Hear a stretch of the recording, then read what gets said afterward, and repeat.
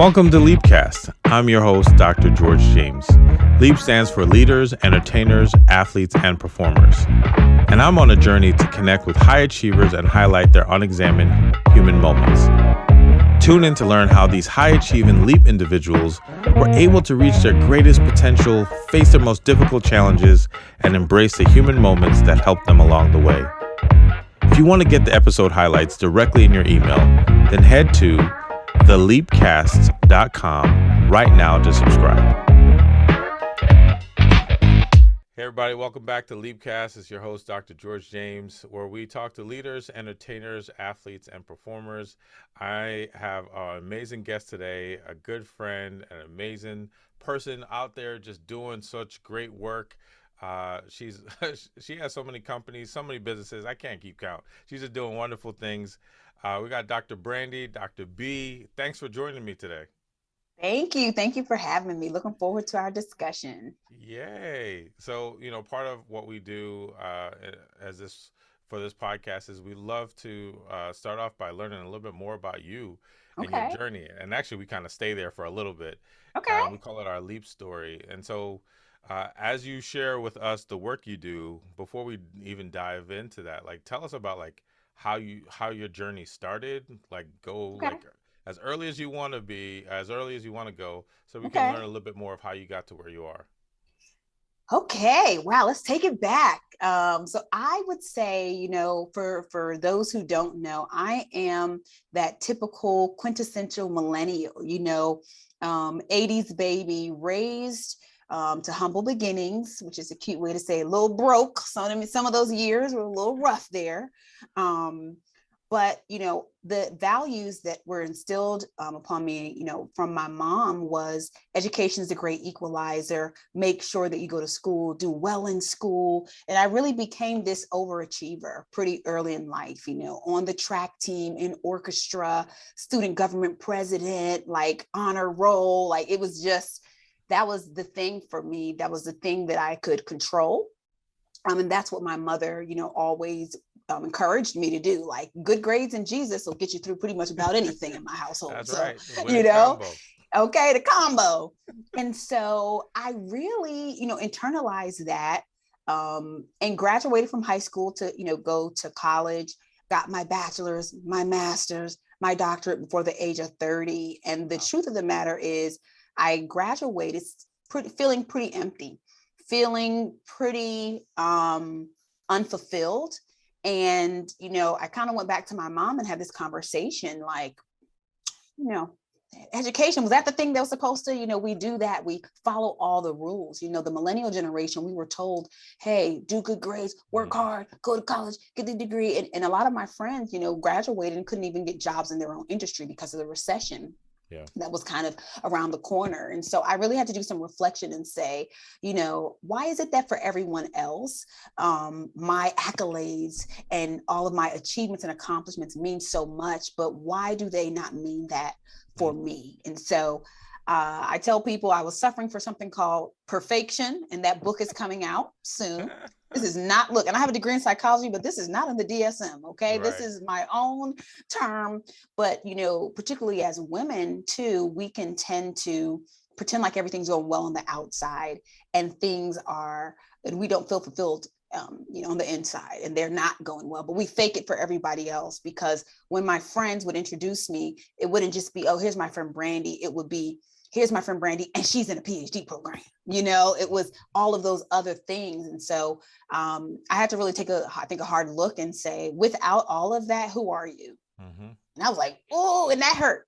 And so I realized that it wasn't education so much that was a great equalizer that was going to get me a leg up in life. It was leadership. It was choosing to lead my personal life, choosing to lead my career, and applying that to business. And so now, after having that reflection and, spending years and years undoing a lot of dysfunctions that I had, more so in the way I was thinking, I've been able to really unlock such amazing potential that was sitting there all along, and apply it to my life in all different types of ways.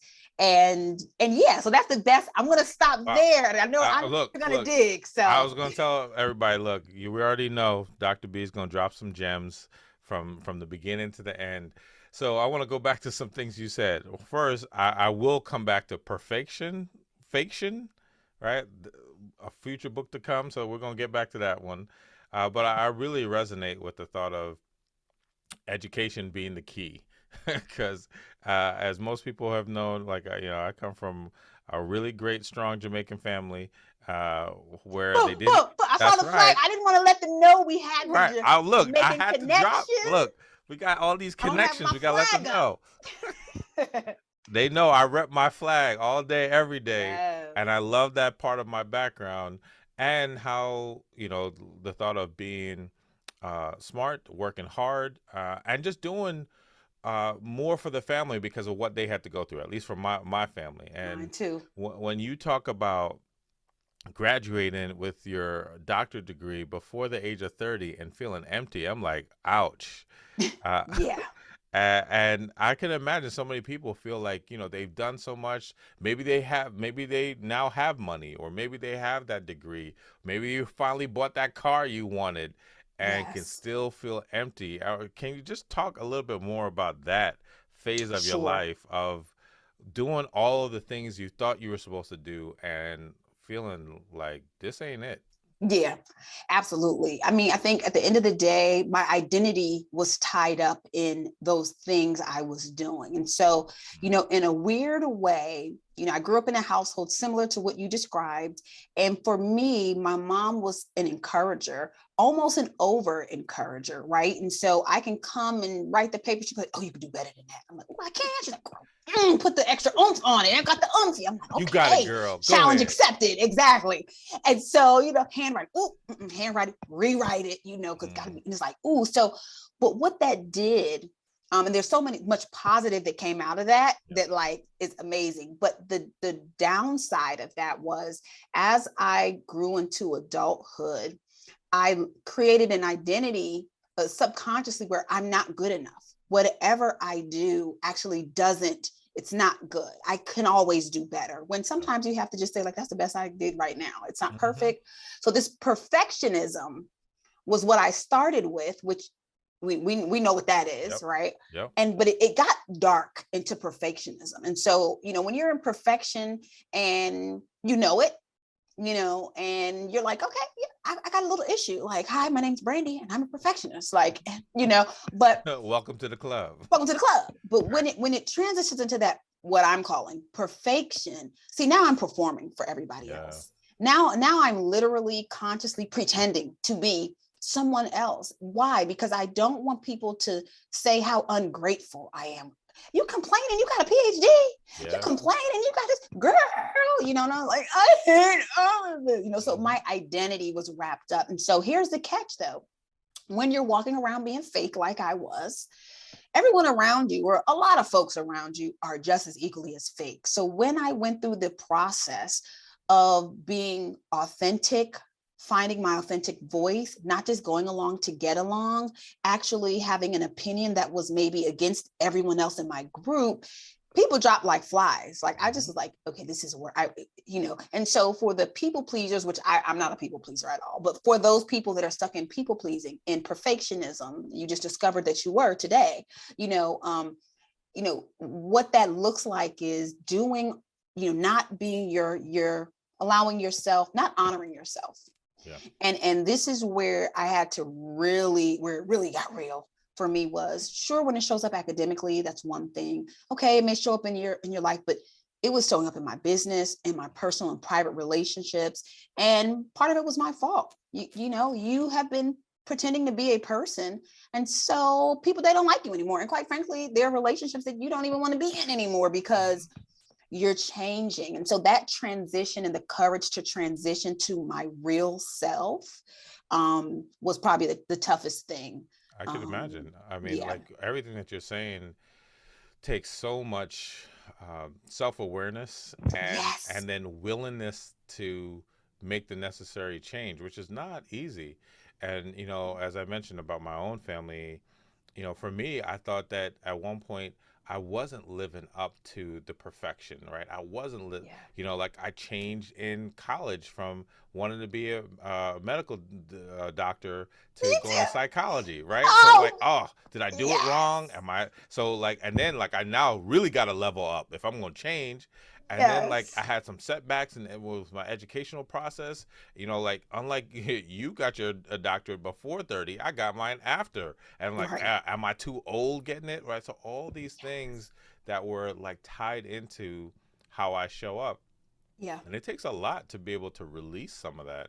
it And so does. I'm really curious, how did you go from like I got all this baggage, all this like expectations, and I'm living it out. I'm faking my way through it.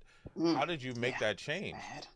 Okay, so I'll be honest. I started on the micro level. So this is for anyone listening. These are the types of things I used to do to just dishonor my entire being on just a basic baby level, right? Subtle things like sitting at the computer, working for hours at a time, and not getting up to just relieve myself. Mm. Like I just gotta hold it. I just gotta be so productive. It's like just go pee. You know what I'm Right, saying? Like right. just go. It's Just okay. go. The email's still gonna be there. You'll Right, be all right. right. All day not eating.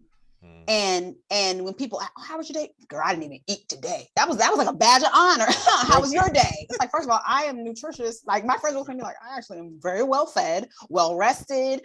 But it was I took my dysfunction and turned it into a subtle kind of I'm better than you, because I like didn't even I peed once and Yeah. ate negative one times. How many What times about did you? you pee? Right. Oh, Oh, how dare you? You ate 3 meals. Like right. it was such a subtle thing, but that was, and I realized like I had to start talking to myself and saying, get up. Because what's the worst? And what happened was it was a fear-based response. I wasn't tapped into what are you afraid of? Mm. What are you, just get up and go to the bathroom. I'm not gonna have enough time. I'm not gonna, like, I had so much anxiety brewing underneath the surface. And so I was making a lot of fear-based decisions. And so this is really, if I could kind of distill it like a hindsight is 2020 for others, instead of Mm-hmm. getting kind of caught up in my story. The first thing is I had to forgive myself for being fake, like forgive myself first. It's nobody else's fault. I made some mistakes. I did whatever's going on. I forgive myself. Yeah. Now, once I'm able to forgive myself, I need to start honoring myself in the small things, like it's stuff I just, gave examples for. The second thing was I had to do some self-reflection about how did you get this way? Like, what's up with that? And that took me back to how I was raised, the environments that I was in. And I had to really reconcile and go through a little bit of a forgiveness process, because I was a little angry, like, oh, like you're supposed to be setting me up for success. But Yeah. some dysfunctions get passed down. And so I went through a little bit of a phase of anger and resentment, because I wanted, to go back to in time and redo my life so I can be further, better, more, whatever. So I had to forgive my parents. I had to kind of like, from a distance. It wasn't a conversation. It wasn't like, Mom, I had a reflection, Dad. It was just like, you know what? We are never going to be able to go back in time unless we can find the time machine, And so I had to go through that forgiveness process. I had to go through friends, it was so much of kind of, I would say 6 months of just like coming out of the matrix almost. It was like the reality, like let's let it all crash in, and then realize like you're not nearly as all that as you've been faking that you are. Like you really need some help. My children, they kept me very accountable. We know kids, what is they out of They the will. mouths of babes, baby. Yeah. My kid Kingston, he's like, that was rude, mama. Like that's my kids. And I'm like, oh, you right. Oh, The he, same oh, he, things you try to teach them, they like come right back and say, "Hey, didn't you just tell me not oh, to do that?" oh, my kids hold me accountable, and then they'll gang up. They're like double time. Like, well, didn't she just do that last week? Yes, Mama, I did that last week because. And I was just like, okay, I'm gonna, thank you, Lord, for that. Yeah. And I could hear them, So that was part of the faith. Now, once I kind of got the self-reflection, I was like, okay, well, what am I going to do next? Just be real. When Dr. George says, hey, are you available on this day? And I'm not. Mm-hmm.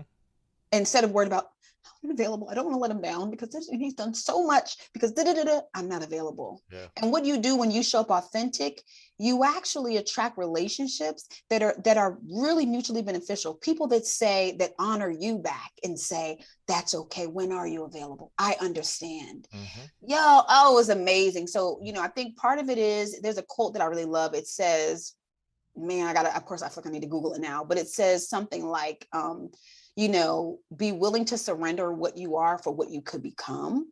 And I think the first step is really saying, okay, I know I have issues. Like a lot of us are aware that we have issues and dysfunctions, but are you willing to surrender where you are and what you are right now for the possibility? And now on the other side of that, I had to learn who Brandi was as everyone else was learning that themselves. Yeah. So that's, yeah. Once again, let me just I know, unpack it. What I'm taking from this, right? The self-awareness is just so key, and I think a lot of us are not self-aware. I was just talking to my wife last night. We had Candace. Yes, I don't personally know Candace, but she's amazing. She is from a amazing. distance. And yeah. you will get to know her. I think you crossed paths once. Yeah. You will get to know her, and we actually had a chance to see a Broadway play. We were able to see MJ the musical, and not only did we love it, but just the fact of like folks on Broadway are just so talented. I don't care what you see. I don't care what your thing might be. They're talented, right? And the thing I've been saying today is like, you could put the third string person in, the understudy of the understudy, and they still gonna kill it. That's how they are. But we're talking about just sometimes when people are at a certain place in their life, they don't even realize it's gone off course. They don't realize all the things they're doing that are just messing up their life. And even when and they get to places where they're isolated and they don't have people who tell them, hey, you're not doing it. It's not. So like that self-awareness part is just so key. And so to hear that, but you also added some other things that I thought was really important that we don't do, right? You said forgiveness, but you really broke it down into 3 levels. You said forgiveness of self, right? Forgiveness of like our family, and maybe even forgiveness of friends. And to really go through that process where we recognize that, yeah, we've done some stuff, right? I'm human. Let me forgive myself. And that, yeah, some things were passed down from our family. Like, news alert. Everybody, every family, you got something passed down that you didn't want. Yep. Like, it's just there. And you have to figure out, can you do that? And then even friends and family. And then to be real and authentic. So, I mean, just that alone is really powerful. And then you kind of put a stamp on it with that quote, where sometimes I think we do get to this place. I don't want to sacrifice it now for the future, even in things like food. Like I'm like, get some nutrition, get some food, but no, I need to get this email now. But like, let that go, because the future is still coming. So I really appreciate you like putting it all together, and the lessons that you've learned in your life around this. And obviously that was not an easy journey, and like most of us, you're probably constantly fighting this journey and moving forward. It's a muscle that you have to continue to, it doesn't just go away like poof now, like because I'm good. No. And our world is made up of, you have to navigate this. Our whole world is fake. Social media is fake. So, So how do you keep yourself consistent on that journey? So one of the things that ties to when you talked about like my friends and the people that are around you, I think one of the things that I realized when I did some reflection was I, again, subconsciously always kept people around me that needed me. It was a part of my identity. I'm the resource. I'm the one that's one step ahead of where everyone else wants to be in life and business and marriage and this and that. And so I loved the fact that people were calling me, my friends, calling me for advice. I'm staying on the phone with them. I'm helping everybody else out. And I had a moment, I don't even know what it was, but it was something where I really needed somebody to talk to. And I was like, ain't calling my mama. No. Because some stuff you can't. The parents, you'll stress your parents out more, And then I literally went through my phone book and was like, there's no one to call. And so that was a huge like wake up call. And I was upset at that, But so now one of the things, that I have are people around me that will tell me I have spinach in my teeth. People around me that actually love me enough to be like, sis, that ain't it, and who they hold me accountable because they know my values. They know my journey. They know how I process. I'll call them for advice. My friends will tell me, but did you pray first?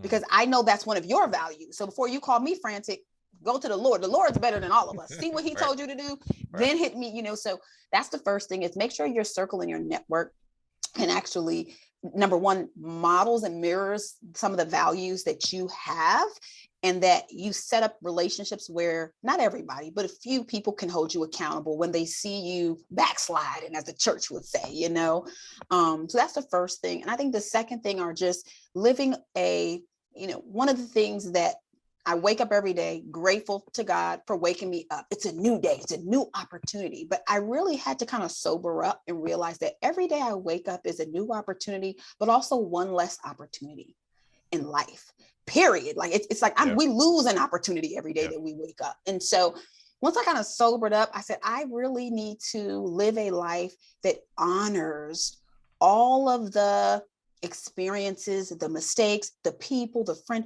Like if you're not living in alignment with that, it's like I would hate to die early and be caught up. I was so caught up in perfection that I didn't not necessarily achieve. I looked at achievements differently. But what really is an achievement? How about taking care of my home and my household and my children and being rested in? And so a lot of that is understanding, like, I was a control freak. I was type A. And again, it's fear-based responses. What can I just control? And it's a false sense of security, quite frankly. All the way.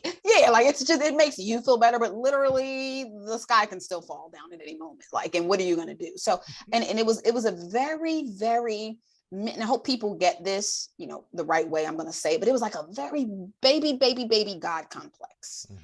And someone that I listened to online, she was talking about something. She said, you're not God, God is God. Some of you are trying to hold everybody up and hold all the relationships together and tie up this. And like, too much. You're trying to do too much. Let people be like themselves. Like, let them own I'm not the counselor and therapist and this and that and this for everyone. Like, I stumbled, fumbled, and had to figure it out. For some people, you need to put them on the prayer list, keep it moving. For other people, you can give them some strategies or refer them. Some people you can spend some time, but I was really taking on way too many other people's issues. Even because I really cared. It's because of part of my identity of being the helper. Yeah. And I'm glad that you're highlighting that. And one of the things I try to live in my own life and share with others is the thought of like putting people in the categories that they belong. Like, I know there's some people when they hit me up, I know that they want something because that's just what they do every time. I used to be frustrated at that. I used to be annoyed by that. But then I realized, well, that's just what they do. And I'm also serving the same purpose, right? Like, I'm also acknowledging and answering and delivering. So, of course, why not? So I got to the place of recognizing I need to make that shift where I accepted that those people are there in my life, but that can't be all of the types of people I have in my life. That's right. I had to now have people that were peers, right? Give and take, right? Where I'm receiving from them. And then I also realized that there needs to be some people that in my life where I'm the one hitting them up, right? When they're mentoring you. Yep. That's right. When I call, they know, like, hey, I need some input, some advice. And that helped me to balance it out where it wasn't all one type of people. Yes. And so that leads me to, how did you develop a new set of friends? Because that's not easy. We get locked in, and like you said, we can feel guilty, we can feel overwhelmed, or we can feel like this is the role we need to play. So how did you make that switch to cultivate new friends? You know what? It happened in two ways. One, in some respects, some of the people, they were always there, but I didn't have them in their right place. They were always there. They could have been a support, but because I'm the support for everyone else. And, I was at a phase where some people may resonate with, I couldn't even accept a compliment, really, like, oh, love your hair. Oh, it would make me feel awkward. It would make me feel uncomfortable. I would just like, I didn't have a spirit of receiving. There's some people that they just can't receive anything. I couldn't receive help. I couldn't receive. So there were some people that were around me. And once I just was authentic and open and vulnerable, they were there. They stepped up into their rightful place. And once I was authentic and vulnerable and setting boundaries with others that were there, they just disappeared. So that kind of shift was like natural. And then, the second kind of thing that happened was I just stopped participating in things that I didn't really like to begin with, just miscellaneous networking just to be on the scene. Because when Dr. Brandi pulls up, you already know, like, that's like, right. How you doing? It's like, it was a little bit of that going on. And so I just switched my circle, my places where I'm going to be, and naturally just, attracted to. And I don't have a huge group of friends. I have some, I don't sure I have day ones. I don't think I had that much sustainability on my friends, but I have some, a few core folks, but I have a lot of professional friends and just buddies, people that I know, like yourself, that like we going for life. We will always be connected, always support each other, always know, and game recognize game, real recognize real, and so it's just being open to those natural networking opportunities and you keep folks around. I love how you say you shifted some people from one position to the next, right? Which also meant you were shifting too, right? That created room for them to be in another place. Like, okay, they're not just this role, and I'm not just this role. And in doing that, you probably strengthened your connection with them. Absolutely. And then how you were able to let some other people go, which was probably necessary. So I want to shift to, I know how awesome you are. I know how amazing, and I've learned great things from you. I value our friendship. I value just every time I hear something you're doing, I'm like, that's right. That's Dr. G right there. So Jamaican, we the right. hustles never end. Yeah, you know what I'm saying? So I would love to just share, like, what is it that you do? Like, what is the thing? What is the space you occupy, and how have you been growing in that space? Yes. So I right now am the founder and CEO of Millennial Ventures. We launch social impact brands, and each of the brands or companies that we've launched have really started off as my personal ideas and projects because of my formal training. And so I think that this is probably abnormal and odd in the entrepreneurial space, but I have a high gift of administration and organizing systems. And, I love back end entrepreneurship and building businesses. Love it. I just happen to also have a master's in organizational development and a PhD in educational leadership. So I'm that subject matter expert that created businesses and companies to scale that, is so that I don't have to be the single expert entity. As a part of building my businesses, and bootstrapping, I tell people I flip-flop strapped. I didn't even have enough boots, enough money for boots when I started. One lace. I got a lace. I lace strapped my thing. But by doing that, what I did was I leveraged something that I think I'm good at. Well, someone told me, right? I know I'm good at now, but at the time I was like, but someone reflected and said, hey, you don't have any marketing money. You have nothing, but you're a pretty good communicator. You're a pretty good presenter. How about you speak for free at as many places as you can and on topics for what your company does? And that's what I use to get customers. And it has turned out now over the 10 plus years that I've been an entrepreneur that I get booked just to speak, speaking 40, 50 times a year. I get, I'm writing books and I have a podcast. And so a lot's going on all the time. And I love business because it is a way to, live out all of your, talents and your skills. Sometimes you can do it through a 9 to 5, which is awesome. And sometimes you can do it on your own, and it's not really on your own. It's with a team of people that are supporting and helping you. So it's been a crazy journey.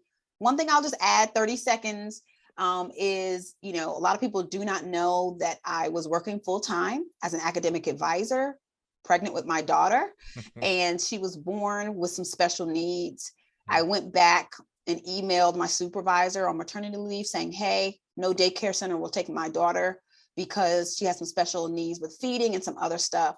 Can I, A, come back, part-time until, maybe for a couple months, B, work from home, like C, like I get like 4 choices. Yeah. And it was just like, no. I was like, okay, so is that a no? I mean, I was an excellent employee, a small department, everything. And they were just like, oh yeah, like we love you so much, but like, no, we're not going to prove that. Wow. And literally with a newborn, I couldn't, in this case, I couldn't go back. There literally is no one who's going to take care of my daughter. So I quit, got a weekend job at a mental health, like community-based mental health facility, working 7 a.m. to 7 p.m., Friday, Saturday, Sunday, took care of my daughter the rest of, the week and started my business. And so the rest is history. And she just turned 13. Wow. Yep. That's awesome. And, once again, like, Dr. Brandi, like I've always admired your vision and your ability to put people in the right place, especially for the businesses that you've been a part of. Yeah. And how, like you said, that being able to, like, you've learned a lot, you got a lot of different thoughts, and you can put some words to those thoughts, and words in the ways that people like and can really gravitate to, and that's allowed you to really grow as a speaker. But what you just highlighted at the end, though, is like how you are a hard worker, and and probably are just not going to be stopped. and and that's not easy, because there's adversities out there. You just mentioned like a whole bunch of things, from Wow. self-reflection, life, family, to your own, daughter. And so it just sounds like you've been able to push through adversity. And I'm just curious about that. Like, how have you handled adversity while at the same time just killing it? Yeah, such a good question. A lot of this stuff I haven't even been asked ever really in a public setting. So, um, I'm one of those, what is it, delayed gratification kids. I'm the one, you can put 76 marshmallows in front, like the marshmallow experiment. People can Right, look this up yeah, on yeah. YouTube. The Look, cookie I'm not one, going to like, eat. no, give me them cookies. Right. No, I was the kid very early in life. I'm going to sit there. I think it's naturally probably who I am. And my mom also kind of trained me that way. I don't care if we're in church for 4 hours. I don't care if she took me to a business meeting or something like that. I'm going to sit there and be quiet. So I'm always playing the long game. My expectations are in check. When people's expectations for something is not grounded and in check, they really start to shake and shiver when too early. They start to call the game too early. And it's like, this is just a bump in the road, right? So that's number one in terms of like playing the long, this is a marathon. Yeah. I understand there are going to be checkpoints. I understand I might sprain my ankle. I understand I might get dehydrated, and we're going to work that out when that comes. So that's number one. Number two, I think, some stuff just shakes you. So it's no amount of positive this and da da da da. So I'm not even gonna play. Like, it's a couple things that laid No, me. I'm in my bag right now. I'm feeling it. Like, let's keep it 100. Like, it's some stuff that literally I'm laying on the carpet, face down, snotting on the carpet. Like, are you kidding me? Like, just leave me alone. All right, I'm all right. What? Yeah, Lil Jon. What? I just can't. Like, that's how I'm feeling. And you got to go through, like, some stuff you can't go around, you can't go up, you got to go through it. And it has always built my character.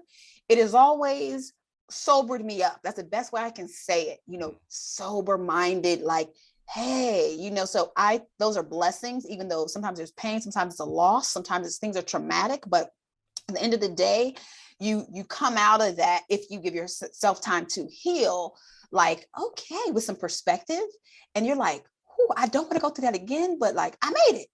Okay. So that's like I think that's a second thing, is like, there will be things that just sit you down for a moment, and that's okay. And that's normal. Right. I think another thing, maybe the third thing I would say is, I'm very grounded in my faith. I don't know how people can survive in this world without some sort of understanding that there's a higher being. For me, it's God, but whatever floats your boat, that helps me understand a lot in terms of just my role here and my time. And it humbles me. It humbles me in the midst of like everything. I'm like, you too are going to die with your PhD. You know what I'm saying? Like, all your achievements. Okay. Right. Yeah. Like, you and the next person is going to be right at the cemetery, and so that's something that helps me kind of stay grounded, stay focused. And the fourth thing I would say is, and it's kind of like Simon Sinek, corny, 2021, whenever this came out, but it's like your why. For me, it's really understanding I'm not doing any of this for money. I'm not for money first, because I'm a businesswoman. Right, I'm not doing anything. Money's a part of it. It's just not first. Right. It's not first for accolades and for first. There are people out there that when I show up and show out, when I'm consistent, when I do what I know my life's purpose is, that will be set free from this, that will be able to, that when I show up for the Leap cast, there's going to be someone listening, that there's something I'm going to say. So like, at a minimum, my responsibility is like show up. It's not for me. See, this is what I had to learn in business, especially entrepreneur, because people say, yeah, my 9 to 5, I'm on a corporate slave ship. Well, that corporate slave ship is paying you every 2 weeks like clockwork, and you probably have some benefits.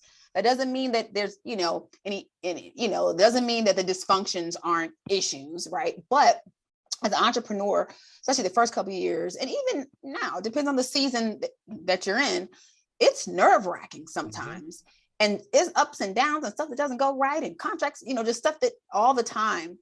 But what I realized was, when I'm scared to show up, when I'm not being consistent, when I'm whatever, it's because I'm focusing on me. Yeah. I don't know what they're going to think. I don't know what this.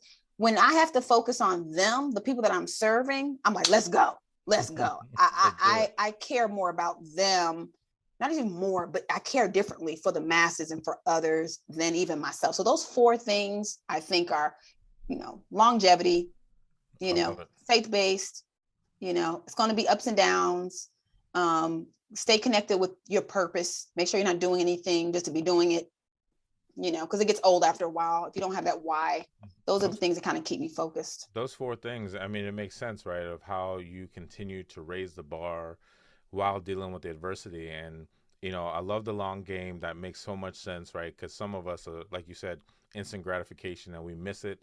We miss that it's the next thing. I mean, so many stories, right? Of like, they dug another time and oil comes up, or they tried another time and they worked out, right? Especially when you've lost money, you've put in a lot of time.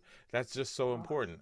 And especially with the work I do, the people I try to help, the thought of like, this is going to be some stuff that you can't do nothing about. And I, in my own personal life, we talked about caring for my parents while trying to finish a doctoral program, TED Talk on all of that. Go check it out. Like, it's that type of stuff of recognizing that there's adversity and you have to deal with it. And it shows you a lot about who you are and your own character. And then what's faith, right? What does this faith mean to you, and believe in, and being able to have perspective, and the why. All of these things are things that, I'm definitely going to continue to reflect on because of how significant it is, because I think that's what makes us successful. However you want to define success, is that I think that you have to go through those things or use those tools to get there. And I'm glad that you share that. So tell us a little bit about what you're working on now, as we're kind of coming down to the end, and to ask a couple of questions to everyone. What are some things that you're working on right now? So one of the projects that we launched in 2020 was the Calling All Allies project, our diversity and inclusion innovation firm, organizational equity work that we do. And it's been amazing, just helping companies nationally and internationally come up with simple, easy, high impact ways to, address their diversity, equity, and inclusion challenges. So that's been fun. A lot of ups and a lot of downs, a lot of personalities, but our tagline is Ignite Workplace Unity. These are the things that can divide us, but with the right approach, you can actually bring people together. And so that has been just like amazing. So we're shifting into another gear, getting ready for our 2-year, anniversary in a couple months. Love that. So, callingallallies.com, shameless plug. Oh, and then plug away. That's what this is about. Okay.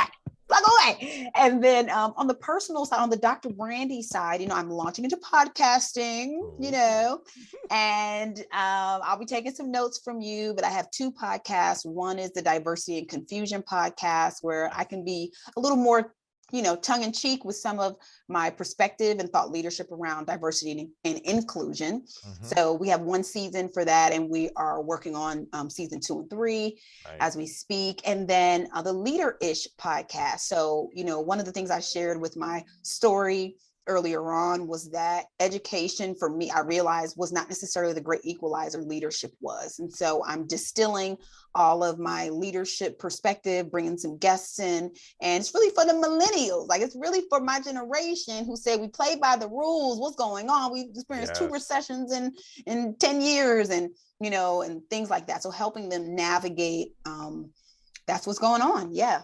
drbrandi.com to see, a little bit of everything. Good. I was about to say drbrandi.com. Make sure you check that out. And it'll connect you with millennial ventures. Yeah. Right. And if you go to Dr. Brandi, the podcast, you can Google me, and it'll come up.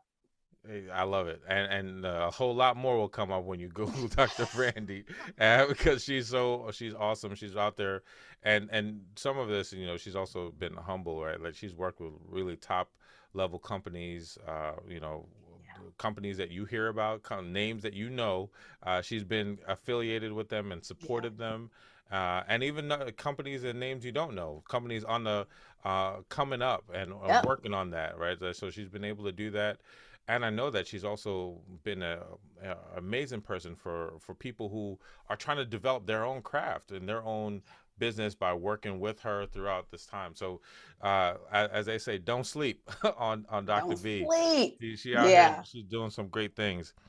Uh, so I'm curious, with all that you've done, with all the people that you've worked with, who would you love to work with, collab with, in any type of project? Wow. That's a great question. Let me see. Could this be literally anyone, or am I bringing somebody back from out of the crate that I've already? Well, look, I'm gonna give you free reign, right? You can Okay. bring somebody back, but I'm also definitely curious about someone living. In general. Yeah. Wow. So I have a personal crush on Lauryn Hill and Queen Latifah. Those are Oh, my two like hip hop women that were, their brands were above board. I love just the energy, the vibe, the words. Those are two people that just growing up I always kind of liked.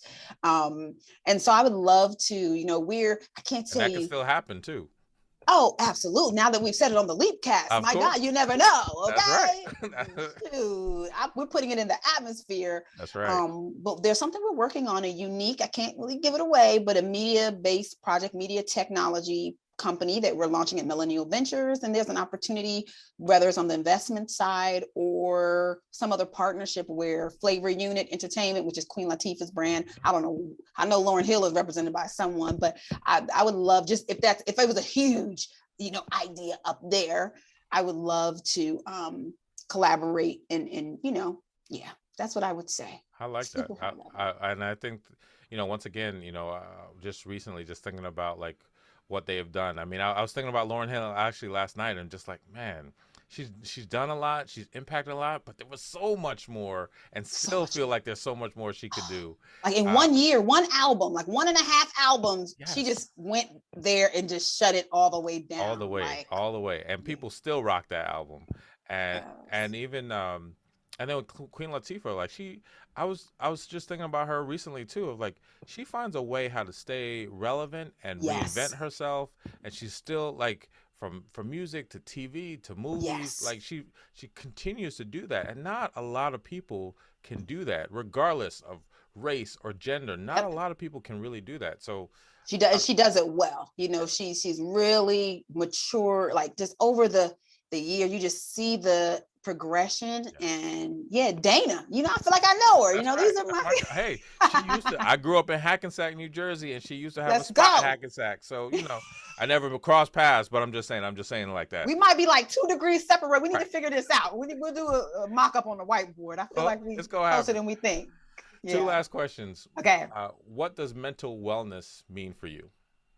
Wow, mental wellness is everything, and I really, my early career coming out with a psychology degree, I was a social worker. I worked in mental health. I worked with people who had severe mental illness. And so, now we realize that it's not just reserved for that group. We all need to be self-aware of and manage and honor our mental wellness in all aspects. And so, not only just keep it together for work, keep it together for this, but even in your personal lives, and so I've been in situations where people were emotionally abusive, everything that is not with a hit of the hand, and so when you put boundaries around your mind, everything starts up here. Every little thing that you do every single day, it starts here. And so I think that for a lot of people listening, that's why I love your platform.